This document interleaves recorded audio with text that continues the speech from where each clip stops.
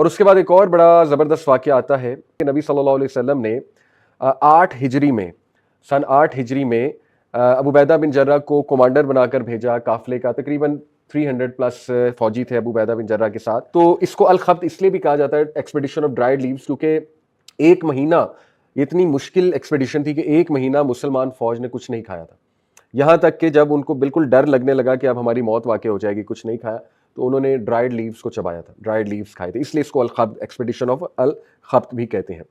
لیکن ہوا اللہ کا کرنا یہ کہ یہ واپس آ رہے تھے ایکسپیڈیشن سے، تو راستے میں سی کوسٹ پر انہیں ایک بہت ہیوج ویل نظر آئی ابو عبیدہ بن الجرہ کو، اور he is one of the few صحابہ جنہوں نے سی فوڈ کھایا اوبیسلی.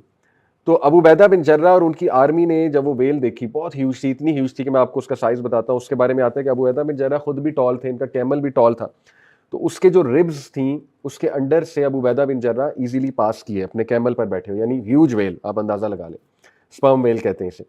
تو ابو عبیدہ بن جرہ اور ان کی فوج نے 15 سے 20 دن اس ویل کو کھایا، اس کے ظاہر ہے میٹ کو، اور اللہ کا شکر ادا کیا. ظاہر ہے اتنی بھوک لگی ہو تو ایسے حالات میں تو ایون حرام کھا سکتے ہیں، سور مل جائے وہ کھا سکتے ہیں، قرآن کی آیت ہے جب موت کا آپ کو ڈر ہو. تو خیر وہ تو ویل تھی.